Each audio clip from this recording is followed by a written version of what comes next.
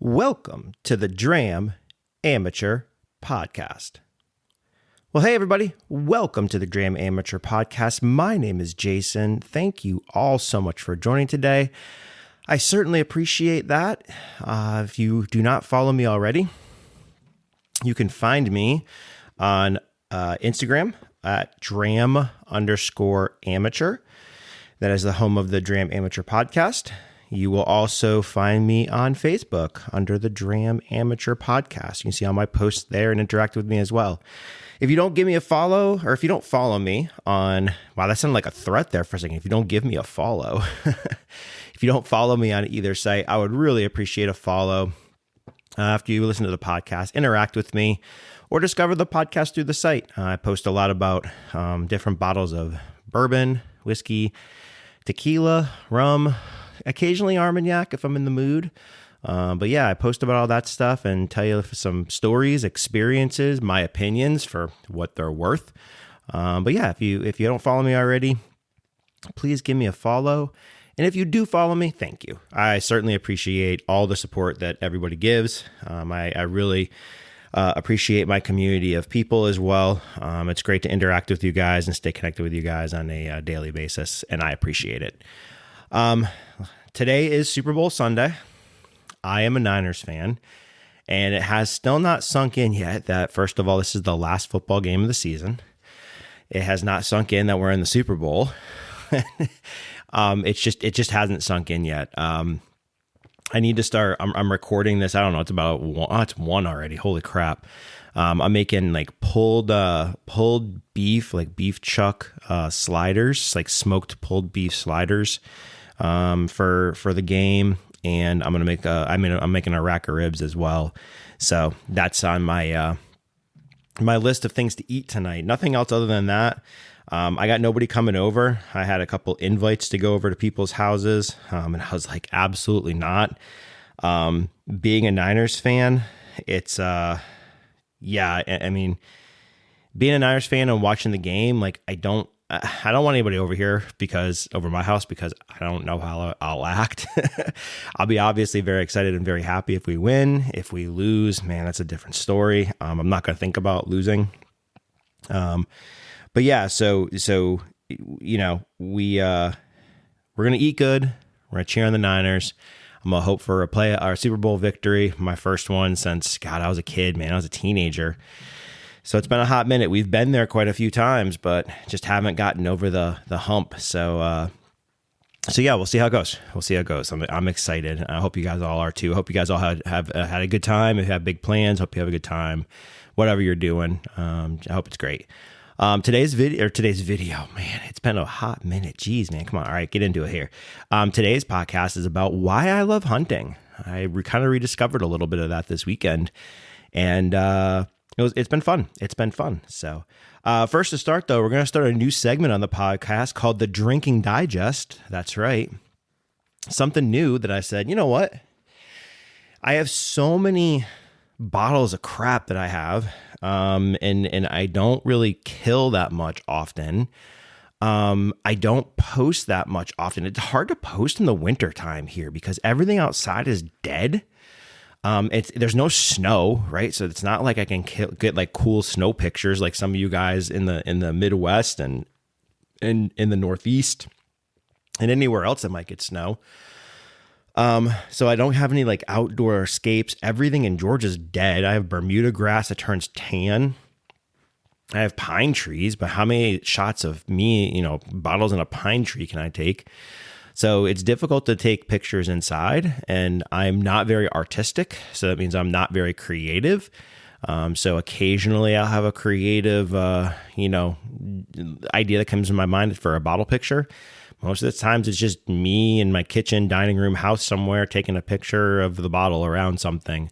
And I don't live in a big house, so I run out of space and cool ideas. I need to create like a box or something that I can set up like different, different environments or something like that. So because of the drinking, so the idea came from all the drinks I have that I don't always take pictures of, but even in a picture, I can't talk about it. So I figured the Drinking Digest. We'll talk a little bit about what I drank since the last podcast. That way I can introduce you to some of the things that I have in my library. library, selection, whatever. I don't know, selection. And we can talk about them. So first and foremost, my daily, at least one of them, Wild Turkey 101. The fun thing about what the new, okay, I think I talked about this before. I like the old Wild Turkey 101 bottles with the big Turk on the front of it. I don't like the new shape of the bottle. I did talk about this before. However, if you have a Wild Turkey 12 box and you get done with a Wild Turkey 12, don't you dare throw the box away. Do you want to know why?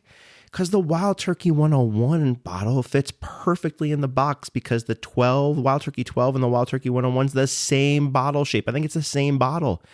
It's amazing. And it looks so cool.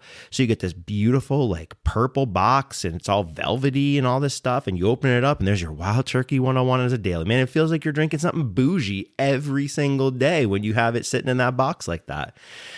So there's a tip for you. So Wild Turkey 101. Let's bounce back and forth. I think I took a picture of this on the Instagram. It's a Long Pond, so it's rum. Long Pond Special Edition. It's a 15-year-old single mark rum, aged in oak barrels. So it's from the Long Pond Distillery, and it is absolutely fantastic. It's from Jamaica, so from Jamaica. It's got all that funk in it that you would want. It's crafted using their famous pot still, the John Doerr pot still. It's the first expression bottle in Jamaica with the Long Pond seal of approval. So that was pretty cool too. It captures Treilani's history in a bottle, so if you don't know anything about Treilani, Jamaica, they use a different kind of fermentation. The rums can be very funky, very earthy, very tropical fruit, very like nail polish remover, acetone. I heard somebody just describe one today as like vomit, but it's unique, man. You'd have to try it. It's not for everybody's palate. I'll be honest with you about that. It's definitely not, but it's fantastic. This one was aged in charred American oak barrels for a minimum of 15 years. During that time, the marc matured by reacting with the wood constituents. And what happens is when it's tropically aged like this one is, it ages it even higher than 15 years. So you're always in a moist, warm, humid climate in Jamaica. So all Jamaican rums, you can age it. It's I think they say it's like double, or it's like 75% of the year. So as an example, if it's 15, it would double. It's 30. If it's 75%, I'm at 25, right? 25, 26, whatever 75% is. I'm not doing math on a Sunday, so if I'm wrong, forgive me. But yeah, so we had that. That was really good. I really enjoyed that. I killed a bottle of bourbon. Holy shit. That never happens. And I killed a bottle of bourbon in like 6 months. Actually, I think it might be less than that. So, one of my favorite liquor stores that I frequent, Max's Bottle Shop over in Johns Creek. If you have not been in there, go see Ritesh. Ritesh is a great guy. I've mentioned it 1,000 times. I don't get out there to see him very often because it's a very long drive for me. It's an hour from my house. And when you got a house and kids and things to do around the house and all that stuff, it's really difficult sometimes to get out there. So I try to get out there at least 2 or 3 times a year. I know it sounds like, it's only an hour, but it's 2-hour round trip, right? And you have to factor that in. It's not very many days I have 3 or 4 hours just to go kill and go hang out with Ritesh and buy some bottles and drive out there. So occasionally I do. But this one was my first Traverse City whiskey that I had, and it was one of his store picks. It is a 6-year-old, 58.1% alcohol, barrel proof, straight bourbon whiskey, private selection from Max's. It is MGP, but the fun part about it is it's off profile MGP, which I freaking love. Fun thing about this bottle, there was only 102 that came out of the cask for this bottle. So they only got 102 bottles out of this. So normal yield out of a cask, I think I've talked about before, is about 200. Give or take like 10 on one side. So maybe 190 up to 220-ish. This is 102 bottles out of this cask. This is bottle number 49. So, hey, I killed it on the Super Bowl weekend for my 49ers, right? So that's cool. I always look, and if I haven't mentioned this before, I always look for a bottle number in a store pick that relates to me in some way, shape, and form. I have a lot of numbers that I that kind of like remind me of my past and things in my life. So I always look for those. But man, this bottle is fantastic. It has got this like melon note to it that is so prominent. It's unbelievable. I have shared this bottle with probably 6 different people. Every single person that had this has enjoyed it. It is a solid store pick. Travers, this is a fantastic bourbon. I can't believe I actually drank it this fast. I'm sad to see it go, to be honest with you, but it's not very rarely I kill bottles because I only drink by myself. So props to Ritesh, and this bottle was a banger. So if I ever get back out there and need if you are by Max's, grab one of these. And when I go back out, I think I might grab another one too because it's that good. All right, finally, the last one I've been drinking since I last had a podcast is a rum I got. This is from a company called 10 to 1. It is a 17-year single cask reserve rum from Trinidad and Tobago. It is absolutely one of the most fantastic rums I have ever had. It is very unique. It is crazy delicious. It is unbelievable. This is a super limited release. This is edition 001. This is cask number 3, bottle 63. I think I saw they only did like 3,000 bottles of this or something like that. I don't remember. I will tell you this. It is a low proof, but, and this is what cracks me up. It's only 86 proof. It's very easy to drink. But the flavors that are in this are absolutely out of this world. I would think that for an 86 proof rum, you're getting nothing. You're getting nothing complex, nothing that wows you or inspires you. This thing is absolutely freaking phenomenal. There is so much flavor in this at 86 proof. It's crazy. There's a lot of viscosity in it. There's a lot of flavor. Just some of the tasting notes on here. It mentions dandelions. There's this grassy like note to it. So dandelions is a good expression. Like my wife even said when she had it, she's like, I feel like I'm like chewing on a field of grass. She's like, not grass out in your yard, but like a field of grass. I'm like, that's awesome. But it's not overpowering. It blends in with the fruit notes and the earth notes and the age of the barrel. Like you taste all of that in it, and it is so freaking good. So yeah, so this was a killer bottle. I've seen one before. This is only the second bottle I have ever seen of this. It's to die for. It's absolutely delicious. So if you ever see a 10 to 1, this is a 17-year-old cask. It's super freaking delicious. All right, so let's get into the podcast today. A little topic I want to talk through was why I love hunting. So not hunting for deer or for turkey. I mean, wild turkey, baby, but if you get what I'm saying.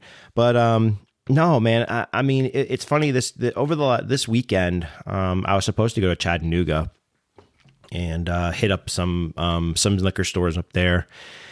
Go have a nice lunch with my wife. We like to do it every once in a while. It's been a hot minute since we've done it because I've cut down on spending so much. But yeah, we didn't get to go because she got ill. She got sick this week, and she's still kind of battling through it and everything like that. So we didn't get to go. But this week, I had 2 instances pop up. Well, one instance on Friday. I went to the chiropractor after work, and the liquor store down the street from me posted that they got a single barrel Old Forester barrel strength pick in. And I was like, holy shit. You know how much I love Old Forester barrel strengths. So I'm like, I'm going to go stop by. I think there was only 2 bottles left when I walked in. He said he sold out of 3 cases in an hour almost. I remember when he posted it was like an hour and a half or 2 hours afterwards. So like he didn't have it for very long. And I bought one. So that's my first bottle of bourbon I've bought in a hot minute, man. It's since October, I think, to be honest with you. So, but I as you guys know, I'm only buying what I like now, and I'm not buying until I try. So like, if something new comes out, then I won't buy it until I try it. So, just trying to not have so many bottles, but also trying to, just buy what I like, right? And not just have just garbage sitting on the shelf. So then on Saturday I went out for a little bit too. I had to go pop down to Total Wine, and a little bit about hunting at Total Wine. So, and let me tell you why I guess I like hunting. Let me take a step back. Sorry, I was so excited to tell you guys I bought a bottle of bourbon that I just jumped feet. I jumped feet first in, man. Man, it's really, and it's funny. I noticed it a little bit more even when I went to Total Wine, why I like it, even though my time at Total Wine was an absolute dud. Man, there's just something about it. And it's funny, if I look back when like I was younger, I like to go to yard sales with my parents, right? And I think it's like that hunt for like treasures or like things that are like, other people, what do they say? One man's trash is another man's treasure. And I'm not saying somebody's trash is at a yard sale, right? But I think it's that find of like, holy crap, this is awesome. I can't believe I found this. So like I used to find, I used to collect baseball cards. I used to find sets and sets and sets of baseball cards for dirt cheap because nobody wanted them. So I'd buy them all. I used to hunt for those old bar mirrors. So I have quite a few of those bar mirrors that have like the glass on them. And they're old, so they're glass and they've got the printing on the front. So like I have a Guinness one. I think I have a Glenlivet one. Like, so I used to find those at yard sales. I used to find them at antique stores. It's pretty cool, man. It's definitely something I like to do. I haven't bought one in a long time. I don't have any place to put them. I don't have a bar to put them, so I stopped buying them. But I still have them, and they're worth a lot of money too. From what I understand, is that they don't, the old antique ones, some of them are worth some pretty good money. So I don't know if mine are worth anything, but it was pretty cool. I also like going to antique stores with my wife. Like I like seeing all the things I grew up with, seeing like old toys. So like He-Man, Skeletor, all the old G.I. Joes that used to, that I used to play with. I still have some. I still have old G.I. Joes I used to play with. Star Wars figures. I still have Star Wars figures from the 80s I used to play with. Let's see, Hot Wheels cars, right? I still think I have a few Hot Wheels cars that I had growing up. I still have an original Atari 2600. So it's kind of cool to see like all those things, so I'm like a nostalgia guy, right? I like history too. So like I even enjoy seeing like old coins and knives and money and like old, let's see, like letters that people have wrote, right? I like the style that they write in. I like the even some of the messaging is really unique. I like looking at old pictures to see like, what people dressed, how they dressed, what they looked like, their surroundings, like a lot of those things. So it's really, for me, that like, and that's not really hunting, right? I guess it really is. I'm never really looking for anything. I guess it's perusing. I think it's more the discovery piece of it, right? Because even if you don't buy something, you still get the satisfaction of finding something that means something to you, whether it meant something to you in your past, whether it means something to you in the moment because you've never seen it before or you hadn't seen one in a long time.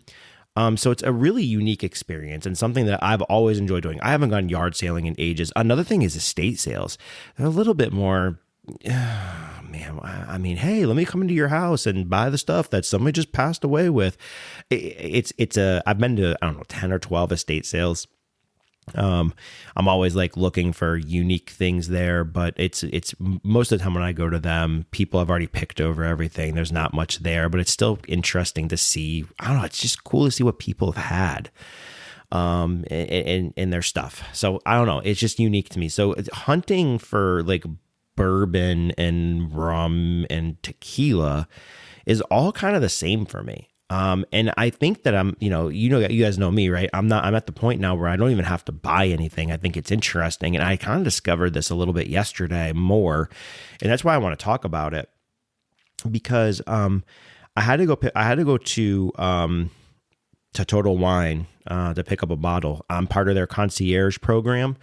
They release some pretty crazy bottles in their concierge program from time to time, and a lot of them are good. They release a lot: rums, tequilas. There's a lot of wine. Sometimes they'll release whiskeys and bourbons, but I primarily see wines and rums and the occasional whiskey. There have been a few tequilas, but I'm pretty picky with tequila right now. So they had a release of a Foursquare. It was a 14-year-old master distillery pick for Total Wine, finished in ex-bourbon casks and something else. And I snagged one back in October. So you order it online, and then when it comes in fulfillment-wise, you can go pick it up at the store. So I went and picked the bottle up yesterday. When I went in, I walked around first. I hadn't been there in forever. Man, I used to love Total Wine. And maybe it's just the Total Wines in Georgia. I don't know. But when you go in now, first of all, the people are outrageous. Like there's so many people in that store. They're all huddled around the bourbon aisle. Like they're like two people deep to even get to a shelf so you can see what's on the shelf. Like I had to stand behind people and wait for them to finish looking so they could move away so I could even look. But one of the things I noticed too at Total Wine now is everything is either their house brands or these off brands I've never heard of. The quality and selection of what's there is just not inspiring in any way, shape, and form. Their prices are also not good. I don't know, man. It's really like, I don't enjoy going anymore. Where I used to go in and I used to really enjoy going, I don't anymore. In the bourbon aisle, again, it's nothing to write home about.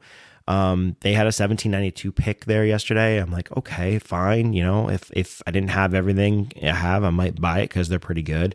The case, God, they still had Midwinter's Night's Dram in the case, and they're still charging $180. I'm like, absolutely not, man. I didn't buy a bottle of Midwinter's Night's Dram this year. I did not. I was the guy who bought the 8, the 9, 3 bottles of the 10. I'm like, holy crap, if I'm going to, I love this stuff. Like, I need to continue buying it and have plenty on hand. But what I found is, as you guys know, the quality's dropped, right? So I didn't even buy a bottle this year. So, but it's just not, I don't know, man. Everything's just expensive. Everything's marked up there. There's nothing, they don't even have good store picks anymore. It's just meh. And the more I go in, the more I'm disappointed by it. I went into the rum aisle and the tequila aisle, the specialty case where they keep all the rum and tequila. There was some pretty unique bottles in there. There were things it was the most packed I've ever seen the rum and tequila case. I think also the whiskey and bourbon case too. The whiskey and bourbon case was full of shit. Again, nothing that I would buy, especially for the prices that they're charging. But it was pretty full too. So it was pretty cool to actually see the tequilas and the rums. They didn't really have, what do they have? They had quite a few rums, They had up at Appleton Estate 21. They had a couple of the Royal Cane picks and stuff like that. But again, nothing I want to buy. And then even in the tequila section, there was nothing. I mean, nothing that I was like, oh shit, that's unique, that's new. And nothing in the rum either. And see, that's the thing with them is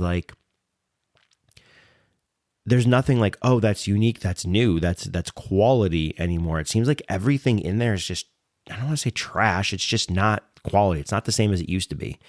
I don't know. So it's just not enjoyable going in there anymore. I would rather go to a regular liquor store. I then, after I left Total Wine, picked up my bottle, went and met my buddy at a place over in Ackworth called Vintage Bottle Shop. Great place, man. Owner's awesome. Jay's a great guy. So we went over there and I met my buddy over there because he was running some errands. He's like, hey, I'm going to go to Vintage. You want to go? I'm like, hell yeah, man. I'll meet you out there. So went out there, and man, that place is great, man. He has so many unique things. It's just absolutely crazy.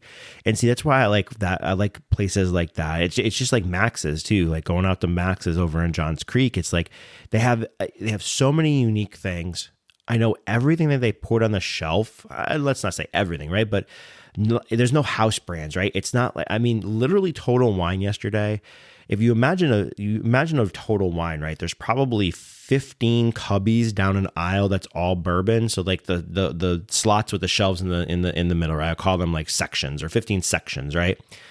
I'm gonna tell you right now, at least 6 of those sections were all house brand stuff. The Chestnut Farms, the I forget what the other one. They have one that's out with a McFarland's now, I think it is. Like the whole thing. I'm just like, why? Like it just, I don't know. It just doesn't do anything for me anymore. And there, like I said, there's nothing unique. And I don't know if it's not unique because people come in and buy the stuff and then they leave, so they only have the stuff that's left. I don't know, right? But these smaller shops like this, like Max's and like Vintage, right? They've got a lot of unique things. Sometimes you'll find an old bottle hanging out that's there, right? Vintage has an old 6.5-year-old short barrel that's there from, it's an old label short barrel. So that's kind of cool to see, right? I didn't buy it, but again, it's that cool to see factor. I mean, they have rums that I've never seen before. They have bourbons that I don't frequently see, right? So it's kind of cool to see that.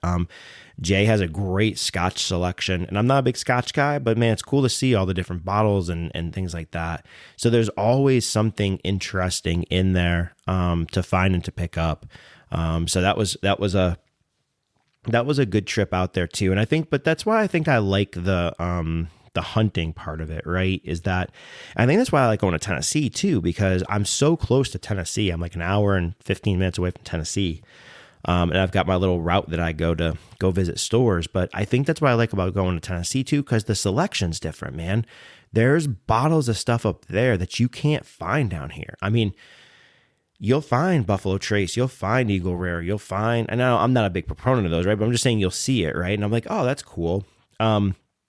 You'll find, what else? You'll find Smoke Wagon everywhere. You'll find rums that they don't carry here, right? So like, it's a really unique experience to go see what's available in a different state also. And I like finding like the Jack Daniel's single barrel proof ryes and bourbons, right? I always like looking at the proof, right? If I find a 140 proof rye, I'm buying it. That's the one I'm like kind of looking for right now. It's Tennessee, so you get a lot of the special Tennessee release things too. Not that there's that many special, right? But it's just a different state. It's a different feel. You'll see different things. I see different tequilas. I see different rums. If you go off the beaten path, maybe you'll find some bottles that have just been collecting dust for a while that you've been wanting, right? So it's pretty unique, the experience to go do that. And I think that's why I like it. I also like just spending the time, like going and seeing different places. And I always try to do it like around, like go grab a good bite to eat too, right? So if I go, when my wife and I go, we always go to downtown Chattanooga and grab a good lunch. If we stay, then we'll have a good dinner too, right? If we stay the night too, which is cool. Sometimes I like to just pack a bag and tell my wife, hey, pack an overnight bag. If we end up having a ton of fun, if we end up kind of driving around more, or we don't have we don't have any need to go back home, right? We'll just grab a hotel room for the night and then spend the night doing something downtown Chattanooga or wherever we're at, and then we'll pop back home the next day. We were even talking too that I told her, I said, one of these days I want to take a trip out to like South Nashville, I think it's the Franklin, Tennessee area, and go like up the highway and hit like all the stores off the exits on the way up, and then go to Franklin and hang out. I heard there's some good restaurants over there. Maybe pop into downtown Nashville, go hang out, do something fun. I don't know. Maybe go to do something unique as well. And then, drive back the next day, like spend a night or two. So I said, leave on a Thursday night and go do that stuff. Maybe stay in Chattanooga for the night. Just make a weekend out of it. It's fun, man. It's just, and my wife likes doing it too. We have a good time together doing it. So, and I like doing it with my friends. I haven't done it that much recently with my friends because we're all we're in different places in our lives right now, so we haven't done a lot of it either. But it's a lot of fun. It's a blast. I really enjoy doing it, and like I said, I think I like seeing the different bottles that you don't see everywhere, right? Sometimes you do, but sometimes you don't. I think there's also this proponent about like the whole price differences. Somebody posted on the Chattanooga bourbon page yesterday about a store, which I knew exactly where it was when I saw the sticker on the damn. I knew exactly where it was when I saw the bottles on the shelf. I saw the sticker for the price of the bottle, and I knew the background of the store. It's pretty bad. I've only been to this store like 2 or 3 times. But they were charging like $90 for a bottle of Buffalo Trace, $90 for a bottle of Eagle Rare, and I think it was like $150 for 1.75 of Buffalo Trace, right? That even cracks me up, right? It's fun to even see things like that because it's wicked. It's wicked. I don't know. It's just funny, right? I'm like, nobody's buying that. And if you did, you're taking advantage of somebody. And I don't want to do business with those stores or anything, but I don't know. There's just something interesting about seeing that, right? Like you stumble upon a bottle of a rare breed for $45 or $50, right? That's a steal, man. I would be like, hell yeah, that's cool. I don't know if I'd buy one, right? If I didn't need one, but it's just cool to see, like, I don't know, just weird like that. I like seeing that stuff. I like going down to Imbibe in Chattanooga because every time I walk in there, they always have something different behind the counter that I've never seen before. And most of the time it's rum. So that's where I've gotten a lot of the special bottles of rum that I have. So it's pretty unique too, it's kind of cool to see that and do that and just make a day out of it, So talk to different store owners. There's another store we go up to Chattanooga. Every time I'm in there, he has a ton of store picks, right? Which is great. I don't always buy one, many of the times not, but hey, you want samples? Hey, you want to try stuff? Hey, you want to try stuff? There's another store we went up to too, the last time we were up there too, the same thing. We were in the tequila aisle and looking at tequila, and a lady that worked there came over and she's talking about mezcals and stuff like that. And then she's like, hey, you want to come over? Let's I got a whole tasting bar over here, which they can do in Chattanooga. They can give you like little samples and stuff. So you have samples. Come on over to the tasting bar. Let's try some things. And she took us over and tried a couple things, right? It was just cool to be able to do that. And then you start talking to them, right? So from her, we learned of like 2 or 3 different new places to go eat and go hang out. And I went to one of the suggestions and it's a freaking banger. Liz hasn't gone with me. I went with my buddy, but man, it's fun, right? So you get to meet new people. You talk about unique things around the area. You get to talk about maybe their passion for bourbon or rum or whatever it might be. A lot of it's bourbon now because that's just the way the world is right now. It's turning with tequila lately. You talk about their store, their business, what it's like. There's been a lot of good conversations I've had with people about that as well. And it's interesting to learn about all that. So it's fun, man. I really enjoy doing that. I enjoy hitting up as many stores as I possibly can within a day. My bank account and wallet sometimes doesn't like me as much after I'm done, but still at the end of it, it's fun. So, it's something that I enjoy doing. Like I said, I had not done it. I only hit 2 stores yesterday. But it was cool because I got to be my buddy, and then we got to talk to a store owner, and we got to hang out for a little bit. And I had a couple samples of a sample of a high-end Wicked bourbon. It was a 14-year, and a sample of a Legion that they sent over to Yamazaki and finished in barrels in Japan, and then sent it back over. And it was pretty good too. So it's just cool. You sit around, you talk, you shoot the shit. You talk about different things. Talk about different bottles, things like that. So we met I met somebody yesterday. I don't remember the guy's name, but I met him. We talked for a little bit. So it's fun. It's a good experience. It's something that's really unique, something I enjoy doing. And I think that's the reason I love hunting. Even if I weren't going to buy anything, it's fun to go do. It's fun to go see things. It's fun to experience different things, meet new people, maybe find something you hadn't been looking for, find new things. And even if you weren't looking for them, it's still cool to see them. I made a lot of cool memories from doing things like that. So that's just a little bit about why I love hunting. I don't do it as much as I used to. One other thing too, I like getting away from my house when I go hunting. I don't know why that's the case, but I just do. I don't know if it's like the drive. I used to drive a lot as a kid too, as a teenager when I was younger. I used to go just for drives and just drive around Massachusetts growing up in Connecticut. I always used to, I always loved driving. Even like me and my wife, I'm the one who drives all the time.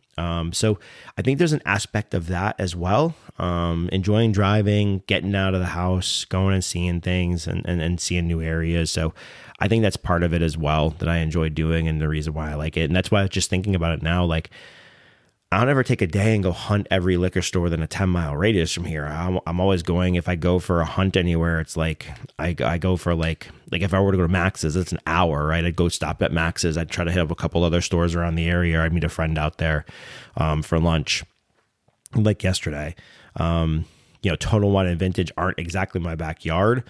But I was meeting a buddy out there, right? So we got to hang out for 30, 45 minutes and shoot the shit for a little bit. So it's just cool. It's a cool experience. It's fun to do. And something that I, definitely, don't take for granted. I think it's fun. And I hope you guys all like it too. If you have, so share your experiences with me. I'm curious, right? I know some of the people I follow on Instagram, they have their local places they go hit up all the time. They have relationships with people as well. They go hunting in different places. I know one of the guys that I follow on Instagram, he hunts everywhere. He travels a little bit and buys bottles as well. So it's cool to see. So curious to see and hear from you guys as well. What do you like hunting? What is it you like about hunting? Tell me about it. Tell me your favorite, not your favorite places to hunt, but like what do you like to do? You like to stay local? Do you like to go longer distances? I want to spend a week in Florida. I keep on telling my buddies, I'm like, we need to go to Florida for a hunt and like literally stay down there for 2 or 3 days. Drive down, stay down for 2 or 3 days, just do nothing but hunt and eat and then drive back. We've even talked about hunting, like going on like a big like road trip and just hunting the entire time. I mean, that would be so freaking fun, man. I mean, that would be a blast. My wallet might not enjoy it, but the experience would be fun. So definitely something I enjoy doing. That I think I wish I had a little bit more time for. And I think I'd do it more. So again, tell me about it. Tell me your experiences with it. What do you like and what don't you like about it? And I'd appreciate the feedback. So real quick, this podcast world that I am slowly getting into, 20 episodes in, slowly getting into, it's been awesome. I've had a lot of supporters recently that I've connected with, and I really appreciate them. I was never a podcast listening guy. I'm not going to tell you that I am still. Like my wife will wake up in the morning, put her headphones on, and listen to podcasts all day long. I can't do that. But I'm starting to get to the point where like I'll listen, like yesterday all day driving, I listened to podcasts all day driving. That was pretty cool. Even Friday I listened to podcasts as well. So I'm starting to listen to them more and starting to find ones that I really, really like. And I learn something from. I think that's the other thing that I appreciate with some of these shout outs I'm about to give too, is that I learned something from these people. And they've been great. They've been great supporters. I really appreciate it. I've learned a lot from them about what they're specifically talking about. So it's been great, or they're just fun. So first shout out, you guys have heard me mention it before, Children of the 80s. If you're an 80s kid in any way, shape, and form, go give Jim and Lindsay a listen. They are very funny. Jim's a great friend of mine. Known Jim for years. They do a really good job on a podcast, man. They have a good what's the word? Like, dude, what the hell? I can't freaking think. I know what the hell I want to say and I can't freaking think about it. They have a good chemistry. That's the word I'm looking for. They have a good chemistry. Of course, they're husband and wife, so they better have a good chemistry, or else Lindsay's gonna kill Jim if she doesn't have a good chemistry with Jim. But they have a good chemistry. They're really good. So go listen to them if you like children. If you're an 80s kid, they talk about movies, songs, nostalgia stuff. They just told stories the other day about the 80s. It was kind of fun, about like Saturdays and stuff like that when they were growing up. So that was kind of cool. Two other ones that I've really started to enjoy. Sean over at Smoke and Sounds podcast. They do a podcast about cigars, pipes, and music. So it's pretty cool. I've really enjoyed the podcast. I've learned quite a bit from them. They've introduced me to a couple of new things. So that's pretty cool. Sean's a great guy too. Talked to Sean a little bit here and there on Instagram, but he's a great guy too. Their podcast quality is like so well done. Like it's really, really good. So definitely could learn a lot from even listening to them from a podcast perspective, not only about their topic, but just podcasting in general.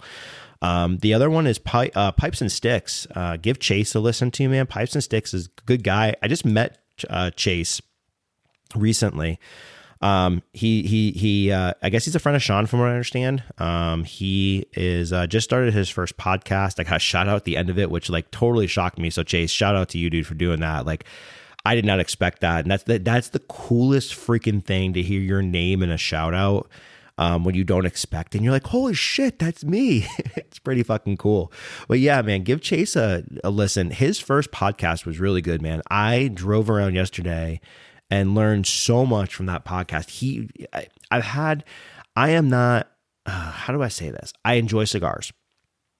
I do not get to smoke cigars as much as I wish I could because one, I don't have anybody to smoke them with that lives like close to me. I'd have to go travel to somebody's house, which is fine. I don't mind it. But again, it's time, right?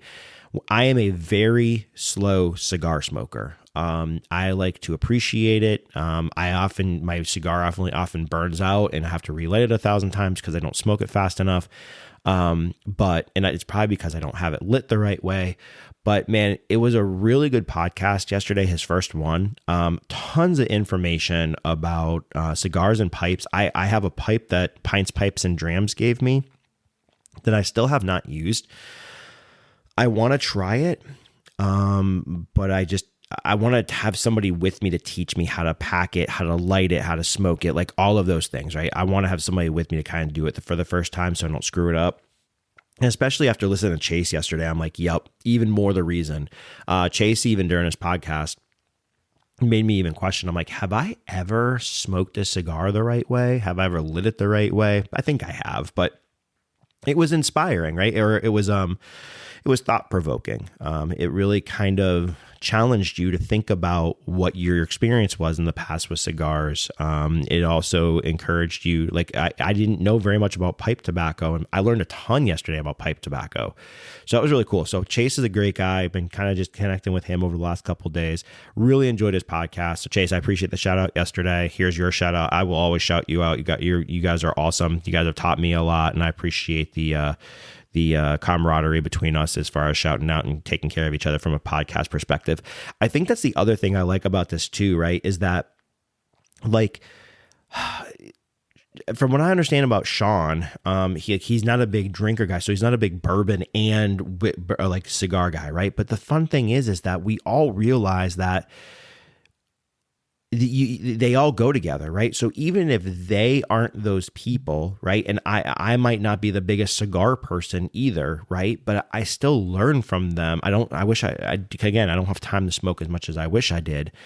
But I still learn from them, right? I still want to help their podcast. And I think there's definitely some crossover between, what I'm doing and what they're doing as well. So there's a reason why I'll mention them from a support perspective, because I'm starting to learn that this podcast networking thing is really cool to help you grow, help you expand. I'm not at the listener numbers that I wish I was at right now. But that it's really cool to to have that support from other people, to give you shout outs, to tag you in Instagram posts and vice versa. So thanks to all of you guys for the support from the podcast perspective. Thanks for my listeners too. Mr. Given on Instagram, I know listens all the time. Nerds and Burbs listens as well. I appreciate you guys both. Pints, Pipes, and Drams, I know you listen to. Woodstock Whiskey Society listens as well.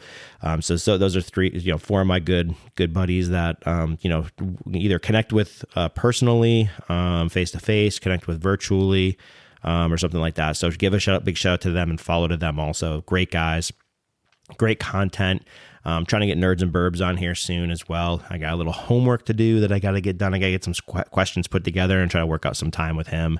So I think after the Super Bowl weekend's done, I'll have full weekends to myself with no football, and I'm going to start doing all that stuff and getting it planned. So, but hey, thanks guys all for your support. Much appreciated. I hope you enjoyed the podcast today, a little bit about hunting.